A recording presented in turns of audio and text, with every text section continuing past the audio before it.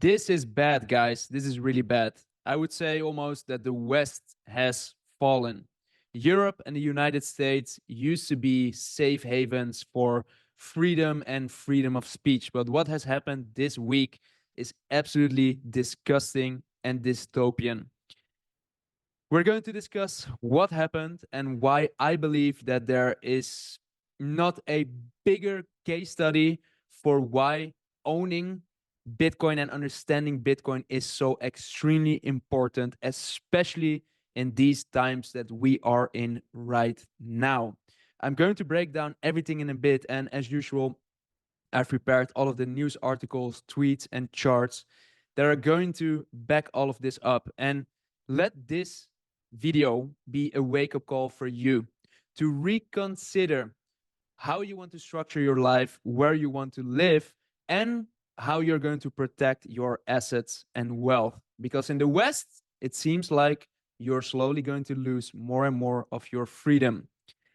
So if you enjoy watching videos like this one, even though sometimes they are confrontational and you might not always like what you're going to hear, but you do want to stay informed. If so, make sure to hit the like button and to subscribe to my channel, because I'm going to be posting regularly. I try to post 2 or 3 times every single day. When there's big news updates, I make sure to record a video real quick to help you to understand what is going on right now.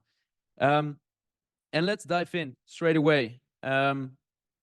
Because what has happened this week, and I'm totally disgusted by this situation, is that the founder of Telegram, Pavel Durov, was basically arrested in France. He's a citizen of France and the United Arab Emirates. And according to rumors, he was invited by the French Prime Minister Macron to have dinner.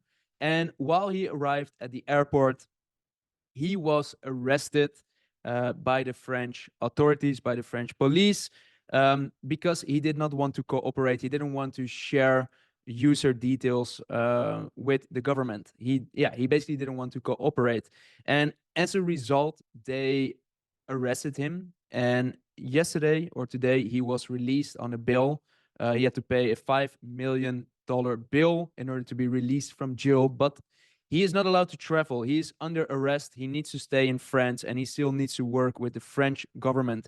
And all of this came after a while ago, Pavel did an interview in which he shared that one of his head engineers was approached by the CIA in order to secretly cooperate to build a backdoor into the Telegram software so that the CIA could basically get access to all of the users' details. Well, if you don't know Telegram, Telegram is a messaging app which is end-to-end encrypted, meaning that it has been built with the whole philosophy of protecting users' privacy and making sure that none of it is leaked to governments and big corporations. So it was all built with the perspective of protecting the individual's right of privacy. And now you're seeing that Western governments, Europe, in this case, the French government, which did this arrest, and the United States are pressuring these social media platforms in order to become backdoors to gain access to large amounts of customer data. And when you thought that all of that was already insane and shocking, well, Mark Zuckerberg came out with another shocking statement. He wrote a letter in which he announced that he admitted to working with the Biden-Harris administration to censor Americans. So why is this shocking? Well, again, in the West, we're all about freedom and freedom of speech. And we use these social network platforms in order to communicate with our friends, family members, our network. And we want to be able to freely express our opinions and beliefs. But governments do not want you to do that. They want to control what you're seeing and hearing so that they can manipulate and they can control the narrative that's in society. And governments more or less nowadays believe that it's better to divide and conquer. It's better to have a fearful population rather than a united, strong population. It's seeming that the democratic countries that are in Europe and the United States, are slowly becoming more and more communist, dystopian, and controlling over their population. And you probably know that I am a very big uh, believer in Bitcoin. And let me tell you why. In 2008, when Satoshi Nakamoto, the founder or founders of Bitcoin, created Bitcoin, they almost saw this trend happening in the world. They saw that governments were gaining more and more control over their citizens, that we are slowly losing more and more of our freedom, and that we needed a decentralized monetary system in order to maintain the control over our own finances. And that's why Bitcoin got created. And we're seeing all of these events happening. We see banks that are going bust. We see governments that are becoming increasingly aggressive. We see people that are being censored. And the use case is stronger than ever to own Bitcoin right now. So if you do not own Bitcoin right now, now might be the time to study it. If you do own Bitcoin right now might be a great time to accumulate more, because you already believe in it and you see the evidence of how the West is going to shit and how you need to come up for yourself and take back the control over your own financial situation. That being said, of course, nothing in this video is financial advice. I'm not a financial advisor and I cannot give you any financial advice. This video is purely made for educational purposes. I'm sharing my opinion, my beliefs based on what I'm seeing that is happening in the market. But I do believe that right now we're seeing the strongest use case ever right in front of our eyes of why we want to invest in Bitcoin. Which brings me to the following. Let's talk about where we are in the Bitcoin market. So if we look at the previous day, we saw a little pump. In the weekend, it seemed like the market was going to rally again. People were becoming more and more greedy and optimistic. And now this week, we are seeing a little correction. This might last for a while. I believe historically, September is not a great month. So it will probably continue throughout September. And then in October, October is known as Uptober. That's usually the time when the crypto market starts to pump and when the next leg of the bull market starts. Is this a guarantee? No, it's absolutely not a guarantee. But it's a pattern that has been repeating itself a lot throughout the history of Bitcoin. And hopefully it will play out again. If we're looking at the crypto fear and greed index, we are seeing that the crypto market is still quite fearful, which I think is absolutely insane because Bitcoin is at 60K, around 60K right now. And that was the top of the previous bull market cycle. So we're still so high. There's so many positive developments happening in the crypto market right now. Investment funds that are buying crypto, banks that are embracing crypto, countries that are embracing crypto. There's so much good stuff going on, yet retail investors are fearful. And let me tell you why retail investors are fearful. It's because retail investors are investing primarily in altcoins. And altcoins are a bloodbath. Honestly, when you study some of the largest investors, when you study billionaires, when you study what large investment funds are doing, they are getting into Bitcoin. They're not getting into small cap coins because millions of these coins are launched every single month. And all of these coins are competing for the same developers, the same capital, and the same attention. And there aren't enough developers, attention, and capital for all of these projects to go around.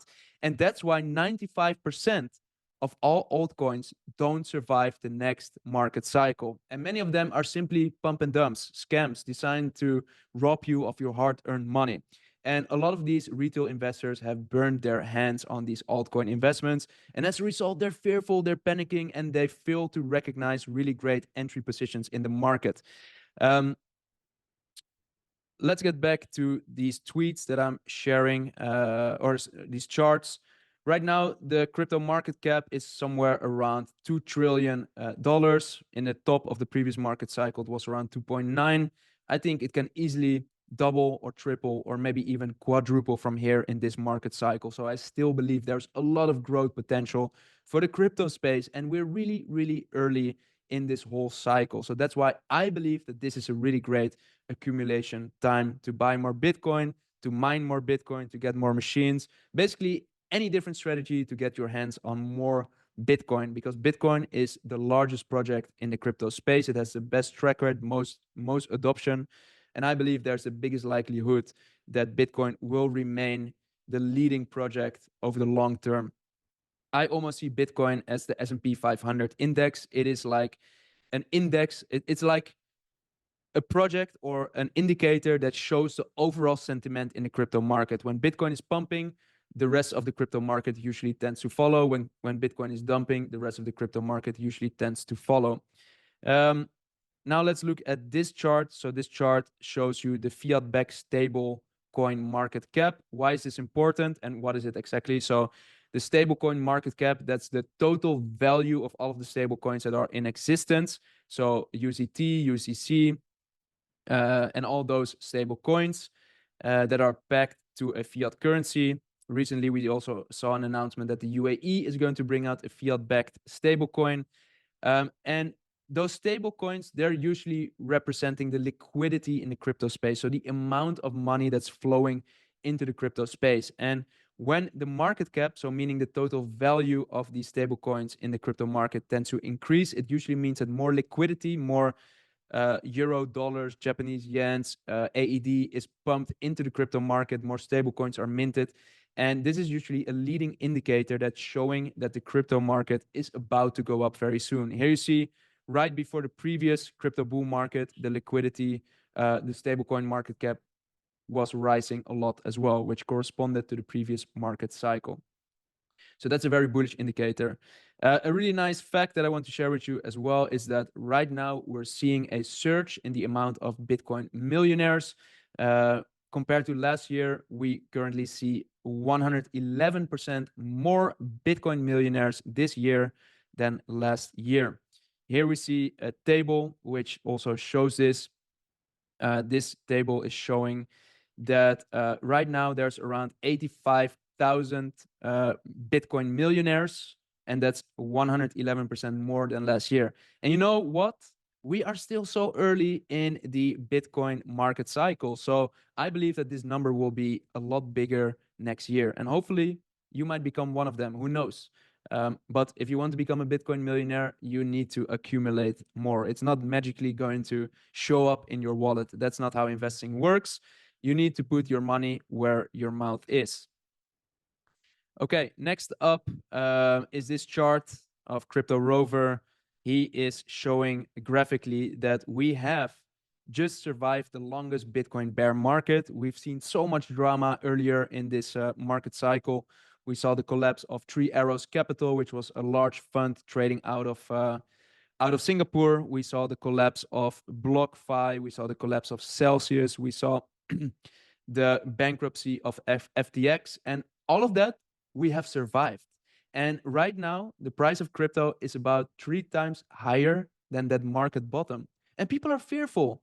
I think that's absolutely ridiculous. There are so many positive developments out there, yet retail is fearful. And I told you my theory before, retail is fearful because they're burning their hands on altcoins. They're acting like gamblers in the crypto market, hoping to get super rich overnight, but in reality, they lose all of their hard-earned money. There's a big reason why billionaires and large investment funds are investing in Bitcoin, because that gives the best asymmetrical return profile compared to all the other crypto projects. Then let's talk about the elections, which are right around the corner. So we see that in November, the elections in the US will be held. And if you overlap that with the previous bull market prices of Bitcoin, we see that right around the time of the elections, we see that the market starts to rally.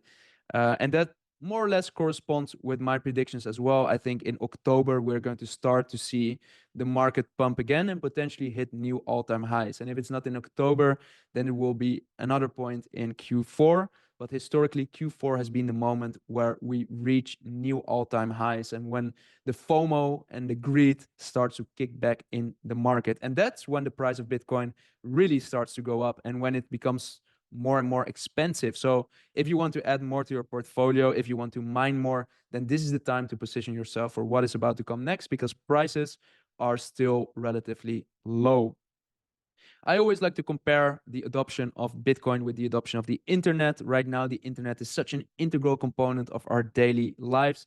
I know so many people that cannot even function anymore without a phone or a laptop and an internet connection, without Google Maps, Uber, or any of the other apps that we use in our daily lives. And I believe that in a few years or decades, Bitcoin will be equally integrated in our daily lives, and crypto as well. So if you follow or if you overlap the adoption of Bitcoin with the adoption of the internet, we see that actually Bitcoin is adopted much faster than the internet, which is another really bullish sign. And right now, we have not yet reached a point of mass adoption where your mom, your neighbor, your aunt are all actively using and transacting or engaging in crypto. But when that happens, that's when we're going to see billions and trillions flow into the market. So again, you want to keep that long-term perspective and understand that we are still early. You haven't missed the boat yet. You still have time to study this asset and to increase your positions to take advantage of all of these positive developments right now. The global liquidity index. What is the global liquidity index? Well, that is showing all of the liquidity. What is liquidity? That means all of the money that's flowing into the market. So all of the fiat currencies that are being pumped into the global markets. You see periods of expansion and periods of contraction. We've just gone through a period of contraction. So that's what you see when the interest rates usually go up or governments take money out of circulation. Now we're seeing a trend towards decreased interest rates, so rate cuts, and more money being printed again. And when more money flows into the financial market, it generally means that the price of assets tend to go up. So this is another really great bullish indicator for Bitcoin. The market is very predictable. Sorry, how do you say it? Whatever. What I'm trying to say is that the market moves in patterns, and it usually tends to repeat those patterns over and over and over again. And one of those patterns is that the summer months tend to be very slow, not only for Bitcoin, but for the financial markets in general. And if we look at the previous summer, 2023, then you see that it was also very slow. The market was going sideways for a while, but then after the summer, the market pumped again. And there's a very big likelihood, at least it corresponds with my own predictions, that after the summer, probably around October, the market is going to pump again.